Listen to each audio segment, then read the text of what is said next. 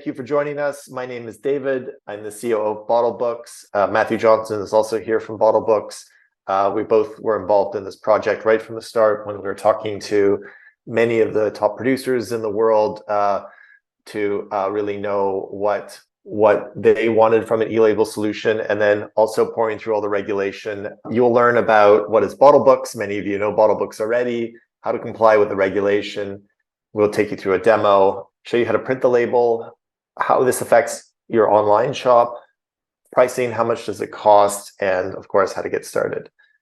So many of you, of course, know Bottlebooks. We do catalogs for many of the events around the world, including the London Wine Fair, many of the associations, including YNGB, and many retailers collect information through Bottlebooks, including Waitrose, Wine Society, and Marks and Spencer's. We're really a global system that has had information shared over 3.5 million times. And wineries are really using Bottlebooks in order to store their information in one place, making it easy, really kind of like a Dropbox, but built for wine. Bottlebooks also enables producers to collaborate with stakeholders, export and share that information in PDFs with links in Excels, and of course now with e-labels. So there's this new requirement, and we've listened to expert advice. We've read the regulations, lawyers and legal advisors from lobbying organizations, associations, and so we're going to compile a lot of the information here for you and let you know when there's a disagreement or let you know what's still not settled. But also we've got information from the leading producers around the world who are also looking through this information, who also are advising us on how to better create a product for them that makes their life easier in the end.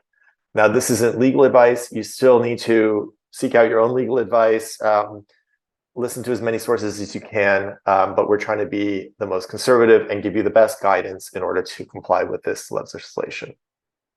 So what is required? Well, you need to clearly identify the wine. So this should be simply, could be the vintage and the name, but a bottle shot is great. And the e-label needs to be translated into all of the languages of the countries that it's actively marketed in. There is some talk that some countries might allow other languages to be marketed in there, to the e-label to be in other languages, but that's not clear right now, and that might be on a country-by-country basis. In the end, Bottlebooks provides you automatically with the proper EU translations, and will automatically translate things like ingredients properly so that you can comply very quickly into all markets in Europe. The recommendation that we have, that legal advisors have, is to do one e-label per vintage and per size. This is a conservative interpretation. There are one advisor we know of who says you just need the ingredients nutritional list, and that just needs to be correct. But just keep in mind that there is a GS1 standard that is coming in, which will support QR codes as barcodes. So this is a standard that should be coming in 2027. And if this project is successful, then it will inevitably lead to this in the future. What's forbidden? Well, you're not allowed to track your users. You can't use Google Analytics. You can't sell them. So we have in Bottlebooks a field for your logo and your name, and a link to your main website. The main lobbying body thinks this is okay. We still think this is okay, although there are German and Austrian legal advisors who think that this is not even allowed. Some of those advisors also think that you can't even put organic certificates. So there is a little bit of unclarity into that. But certainly you can't link to your online shop. If anything's allowed, you can just link to your main site. This makes using your own website more difficult, not being able to track users, having to deliver in multiple languages, being responsible for uptime, making sure that the site never breaks, So using a third party like Bottlebooks will eventually, or can be definitely, an easier and more affordable solution for you. Great, I'm going to take you through a demo. I'm going to show you how Bottlebooks works. Many of you have seen Bottlebooks before, and I'll just take you through here. So I'm going to switch into Bottlebooks. As you have been likely in Bottlebooks before, you might recognize the requests and events. So you might see here a WineGB or a Waitrose request, and you can click on those and fill those out. And that's where you exchange information with your partners.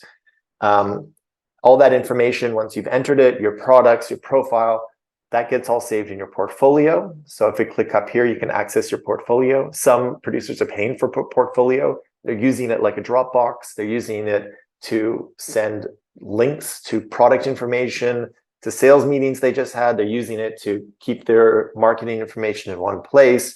They're using it to then export Excels to go to other systems. And here you can see there's all sorts of information. You can also create info sheets automatically from information entered into Bottlebooks. That's a separate product. It works by itself. All these products work by themselves, but working together, obviously you get a lot more efficiency for that.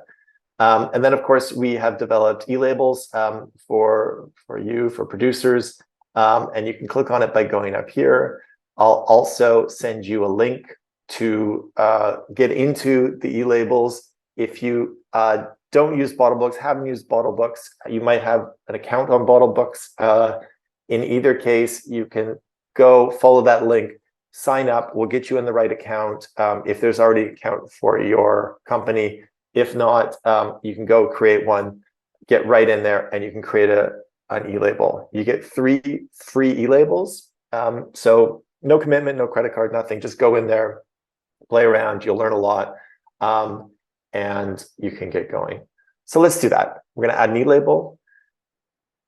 We're going to enter the name. The name is your name. Can be your internal name. It won't show to the client. It's so you can identify this label. So you might say Chardonnay. Well, let's go 2020. I can go to 2024, and I will add a code here, and that can be your internal code. So add and continue. Instantly, you'll get your QR code. You'll be able to download that code. You can send that to your designer, and that code will work. So right now it doesn't have any information on it. If you click on it, basically you'll just get that number that you entered, but you can identify it, you can go back in, and then you can add the e-label. Because at this point you have a choice. You can complete later, you can create the e-label, and you can also redirect it. So you can, at any point, whether now or in the future, send the visitor who clicks on that QR code to Bottlebooks, a Bottlebooks e-label that you've created, to your own website, even to another e-label competitor. So you can move out of Bottlebooks. We believe in our product, and we believe that you can do that. You can also use the QR code for other purposes. So, and you only get charged for the amount of Bottlebooks e-labels you create. If you have any older e-labels, I'll take you through that later. You don't need to pay for those. We maintain those for you as long as you maintain an account on Bottlebooks. Create an e-label. You select the type. Let's just select wine for now. As I mentioned, we do automatic translations, so you can even select all of the European countries. And for now, this is really about languages. In the future, we're going to have the USA as they bring in legislation, Australia, Canada, wherever else in the world that'll have legislation. And then the forms will be different also. So you'll be able to comply in different regions around the world. Why don't we go continue? At this point, you can, from the bottom, you can see, you can start entering the data manually. You can copy from an existing e-label. So for new vintages, you can just take an old vintage and then bring it in. Or you can copy from your Bottlebooks portfolio. So if you've entered, as I showed you before, any products for WineGB for anybody else, you can then pull it up quickly. I'm just going to go to a question here. Okay. We have a comment, but not necessarily about e-labels, Matt's answering that. So I'll keep going. Great. So we have here we can select any of the information that I've already entered.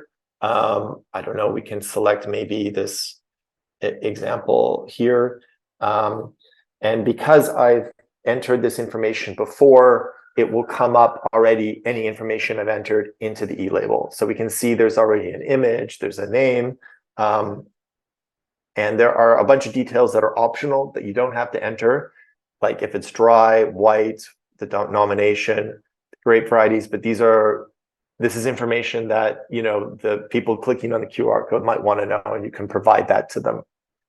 Basically, this technical information. As I mentioned before, you can add your logo. The website is a bit controversial right now, but it seems that it might be okay to go to your main site, certainly not to a site to sell, you know, like your online shop. And we'll have clarity on this in the future. There are some experts who think that this might also not be okay. If anything changes, if you have new information, if you need to fix anything, you can always come back and you can update the e-label at any point. Ingredients. We have added all of the EU ingredients in the legislation. You can also, if you want to add e-numbers, so you can add the corresponding e-numbers you're able to, you can just search for them. And you can click through and add the ingredients that your wines have. The ingredients need to be listed in order of weight and the final, how much it contains in the final product. But anything under 2% can be listed in any order. So once you've added the ingredients, you just go to add selected. If we don't have something, if you want to add, there is a place that you can add your own, and you can reorder any of the ingredients in the list. And we will take these ingredients, and you can see in the preview here on the right, we will format them correctly according to the legislation.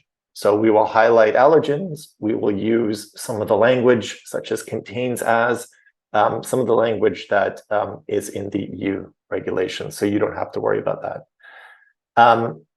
And then nutrition, the second main thing that you need to declare, required thing.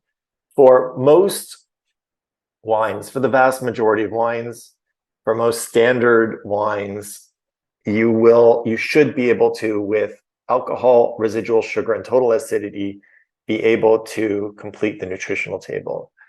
Meaning that with the alcohol, residual sugar, and total acidity, the tartaric acid, you will be able to use the Bottlebooks calculator to calculate the kilojoules and calories. And then in the nutritional table, you will be able to declare, you should be able to declare 0 fat, 0 saturates, 0 protein, 0 salt, as the vast majority of wines have such negligible amounts of those that in the EU legislation, you're allowed to declare 0. If you think that your wines are going to be different, you can always test, you can always take them from lab reports, but most producers should be able to take and create a nutritional table out of this. There is tolerances in the legislation. For some things, it's about 20%. And there is also a clause about good faith, providing good faith information to the consumers. As you can see, we will complete the nutritional table. And for Europe, it always needs to be shown in per 100 milliliters. There are some producers who also want to show in, say, a different, like 125, and then we'll split the table, as you can see, and show both. As optional things you can show sustainability and other certifications. So if you have organic or biodynamic certifications, you can add them. You can also add a sustainability message. For a few fields like sustainability messages, if you add a custom message, then you will need to translate it because it's a kind of open text field. Packaging recycling also can be added. If any of you are selling in Italy, and we hear this might come to Spain, it is an EU. I think it's a directive in the EU, so it's not a law or regulation, but it's something that's they're trying to promote, that you need to declare to the end consumer what the contents of the packaging are so that they could dispose of it. So in this case, let's start at the top. We'll declare that it's a bottle and it's let's say clear glass, and so our primary container will be clear glass. And these codes will help the end consumer to recycle or dispose of the product. And so this is a requirement in Italy. You can do it through a QR code. You can do this through Bottlebooks. Responsible consumption logos. You might also have these on your bottle. They would stay on your bottle, but you can additionally add them into the e-label. Food operator, the same thing. They need to be on your bottle, but you can add them here, and EAN code, which will populate at the bottom as so. Okay, when you're done, you can publish. We record who published the information, when they publish the information. You can add as many users as you want, which is best practice because they all have an account. It doesn't cost more. And you can add a note, test version, let's say, I'm going to publish, and then I will end up having a QR code that works. Again, I get the QR code again, so I can send it to the designer. And if I click on the link or scan the QR code, I will get a pre-formatted for mobile, because everybody's going to be scanning on their phone, and I'll be able to see all the information that I want to show the consumers so that I can comply with the legislation. So if we go back to the presentation, we'll cover some more topics. One topic that I skipped through, which I'm sure that you're all thinking about, or we get a lot of questions about it in the lease bit, is when do these regulations apply? When do I need to start to comply? Well, the date is December 8th, 2023, and the wording is any wines produced on or after that date. So certainly that means that anything that has a 2024 vintage on it will fall under this and will need to comply. There is a meeting next week, September 27th, where we'll get some more clarity on 2023 vintages. Sparkling wines undergoing a second dressage are still a bit of a question mark, and late harvest wines produced after December 8th will probably also require nutritional labeling. So, so there's a bit of questions about the 2023 vintage, but certainly anything in 2024. Now, this is a new process for many producers.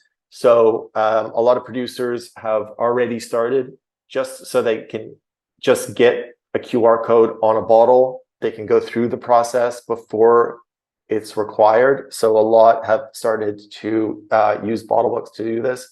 As I have sent you, I will send you again an email 24 hours from now with a link to a guide and everything. You'll have a discount code that saves you 35% off forever. So you can use that code, and in fact, it might be cheaper, to get started even now.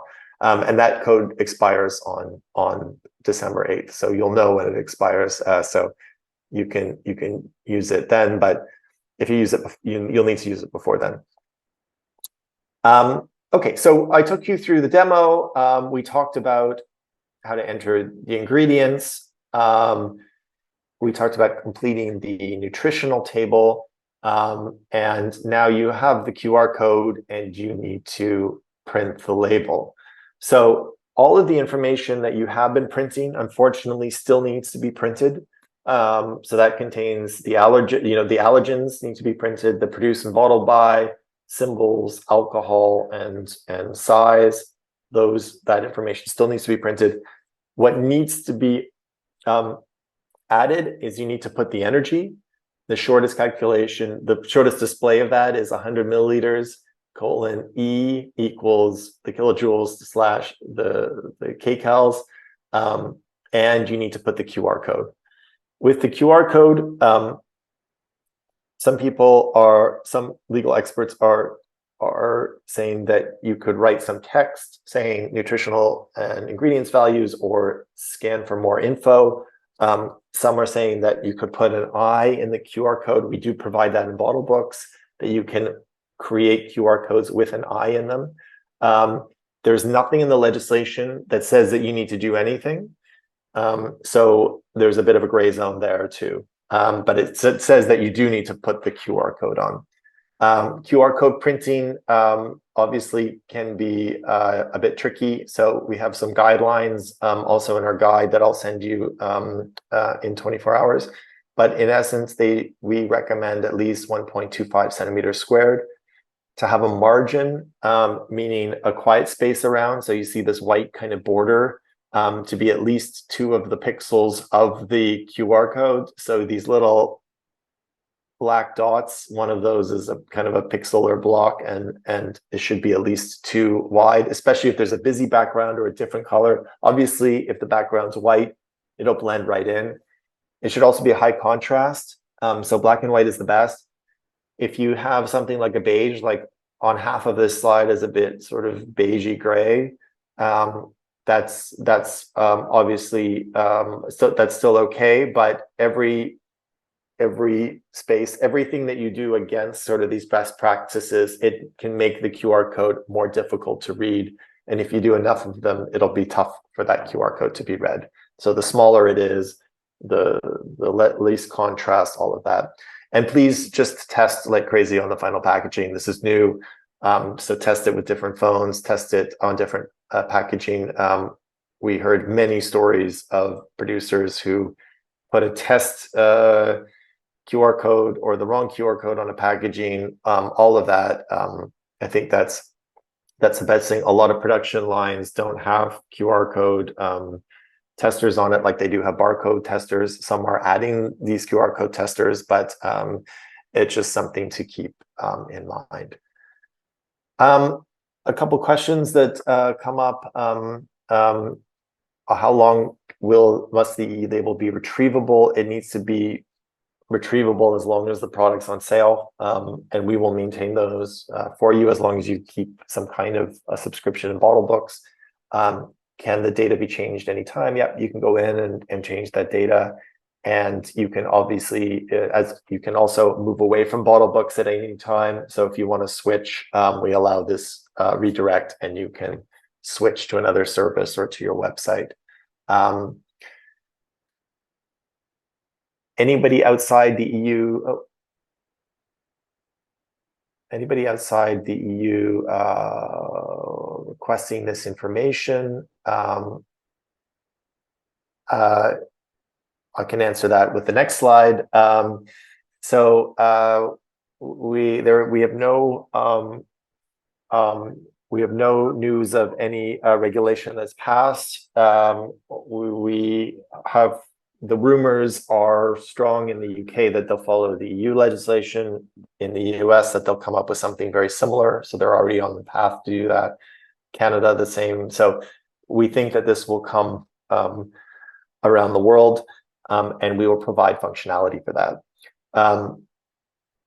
In the UK, you won't see this because the legislation we feel is going to match, but in the end, it's okay right now. But in the US, if your bottle gets scanned in the US, although you don't have to declare this information, if you declare this information, it needs to be correct. Even though the information is correct, it's not presented according to the US regulation, and so we provide a warning for the visitor scanning. So this only happens if you're outside of the EU and the UK.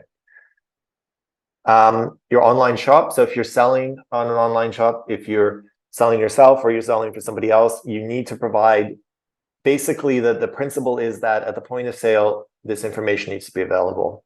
So that means that before you add that product into a shopping cart or buy now button, you need to be able to see that information either on that product page, or perhaps when you click add to shopping cart, then that information pops up, and that needs to be there. Now, you don't need it on advertising materials, just only if you would have something where you're ordering from a sheet or something, you would need to provide that information. You can we've added functionality in Bottlebooks where you can copy that right out of Bottlebooks, so you can copy that table, that information, so it's easier just to paste it into your online shop or wherever you need it. So we've had a great group of producers joining Bottlebooks, creating e-labels every day, and some big and small around the world, partly because we've been in the wine business for 10 years, which is not that long for a winery, but is a long time for a software company. Where we provide, expert guidance. We're in constant communication with everybody. We're happy to jump on a Zoom call with anyone, and we're really integrated into not just e-labels but events, including some kind of notable new partners we have. IWSC, Wine Searcher, Wine Society, I think this year. Masters of Wine. So we're very fortunate and happy to be part of this community. You can get started today. I'm going to send you the link in 24 hours. I think you already have it in some of the registration emails, and you have a discount code. Wonderful. Thank you for joining us. Again, if you have any questions, reach out, and it was a pleasure. Have a great weekend.